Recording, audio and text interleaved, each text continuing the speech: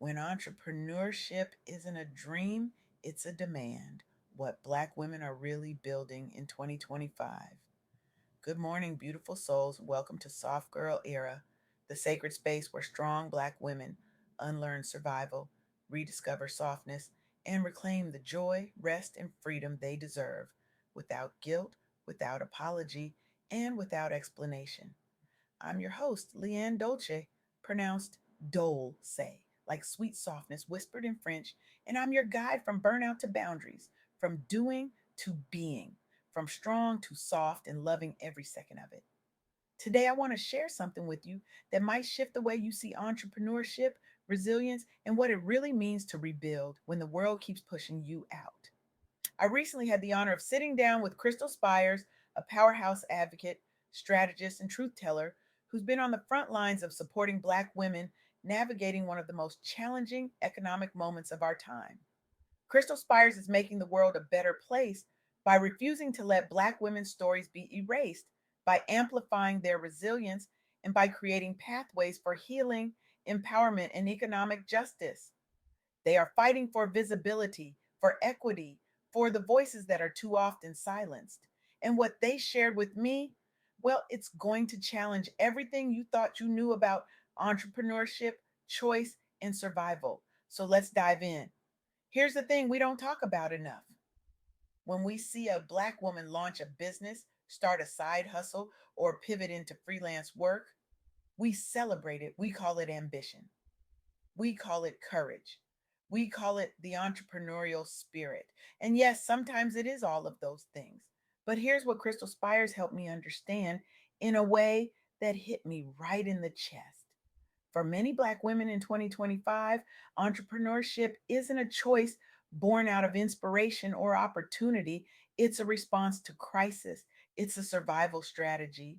It's what happens when the doors keep closing, when the layoffs keep coming, when the workplace that promised equity and inclusion suddenly decides it doesn't need you anymore. Let me say that again because I need you to really hear this.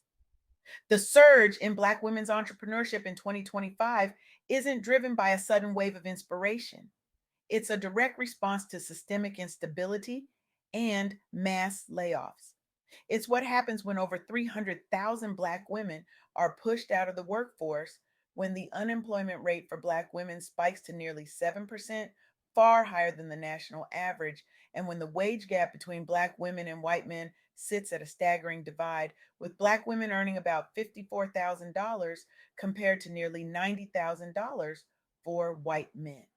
This is the reality that Krystal Spires is working tirelessly to expose and address. And it's the reality that so many of us are living, even if we don't always name it. Now, I want you to think about something for a moment. How many times have you heard the story of the strong Black woman who lost her job, dusted herself off, and started her own business? How many times have we been told that resilience is about bouncing back, pivoting, reinventing? And don't get me wrong, there is power in that.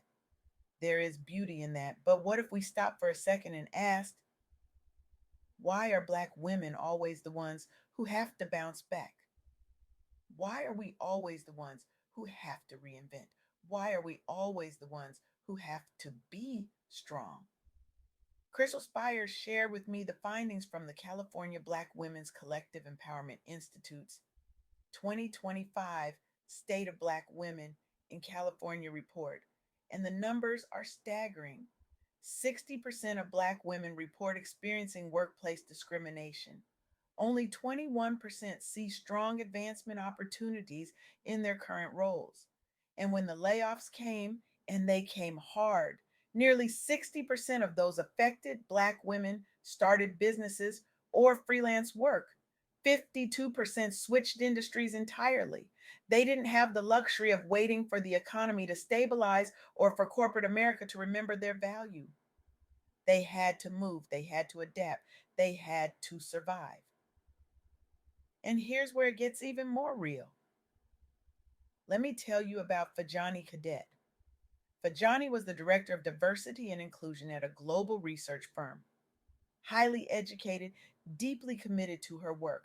Her entire career was built on advocacy, on creating spaces where people could belong, where equity wasn't just a buzzword, but a practice. And then in 2025, she was laid off, just like that. Her role, her expertise, her identity, all tied to a position that suddenly didn't exist anymore. And Fajani's story isn't unique. It's part of a broader retreat from diversity, equity, and inclusion roles across corporate America, a retreat that disproportionately affects Black women. The very people who were brought in to fix broken systems are now being pushed out when those systems decide they don't want to be fixed anymore. Think about that for a second. The women who were hired to make workplaces more inclusive, more equitable, more just are now being told their services are no longer needed. The irony is suffocating. The cruelty is undeniable, and the impact is devastating. Fajanie faced anxiety about the future, financial uncertainty, and the emotional weight of losing a job that was so deeply tied to who she was. But she didn't give up. She navigated unemployment by leveraging her skills, seeking support, and exploring new opportunities. And in doing so, she became a voice for so many other Black women who are going through the same thing, who are wondering if they'll ever find stability again, who are asking themselves if they're enough. And then there's Penny Houston. Penny had a 25-year career, multiple advanced degrees. She did everything right, everything we're told to do. She followed the rules, she played the game. She believed in the promise of meritocracy, and still, she was laid off.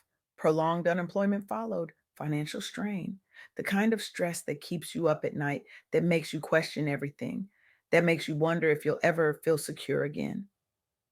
But Penny didn't just survive, she became resourceful. She sold personal assets, she used retirement savings, and then she did something extraordinary. She organized job fairs and resume workshops for other Black women. She turned her pain into purpose. She turned her struggle into service. She mobilized support networks, raised awareness of the unemployment spike, and strengthened community ties. Penny Houston didn't just rebuild her own life, she helped rebuild the lives of countless other Black women who were facing the same crisis. She didn't wait for someone else to save her. She didn't wait for permission. She didn't wait for the system to change. She created her own pathway. She showed up for her community. She became the support she wished she had. Now, I want to pause here for a second because this is where the soft girl era comes in. This is where we have to ask ourselves a different question. Not just how do we survive, but how do we learn to be soft in a world that taught us survival? How do we release the cape, set boundaries, and protect our peace, even when the world keeps demanding more from us? Krystal Spires and I talked about this at length. We talked about how Black women are redefining strength, not as the ability to endure endless hardship, but as the courage to rest, to say no, to choose themselves. We talked about how entrepreneurship for many Black women is not just about building a business, it's about building a life where they have control, where they have agency, where they don't have to wait for someone else to decide their worth. And here's what I learned from Krystal Spires: community, resilience, and strategic adaptation are critical. Black women are rebuilding by leaning on networks, by retraining, by pivoting industries, by demonstrating remarkable resourcefulness and leadership. Despite persistent wage gaps and institutional obstacles, they're not waiting for permission. They're not waiting for the system to change. They're creating their own pathways. They're supporting each other. They're showing up for each other in ways that are sacred, that are powerful, that are revolutionary. But here's the thing, this shouldn't have to be the story. Black women shouldn't have to be superheroes just to survive. They shouldn't have to turn crisis into opportunity every single time. They shouldn't have to be resilient in the face of systems that are designed to exclude them. And yet, here we are. And the question is, what are we going to do about it? Krystal Spires is doing something about it. They're raising awareness, they're advocating for policy change, they're creating support programs, they're making sure that Black women's stories are heard, that their struggles are seen, that their resilience is honored, and they're asking all of us to do the same. Because the truth is, we can't keep celebrating Black women's resilience without also interrogating the systems that make that resilience necessary. We can't keep applauding their ability to bounce back without also asking why they keep getting knocked down.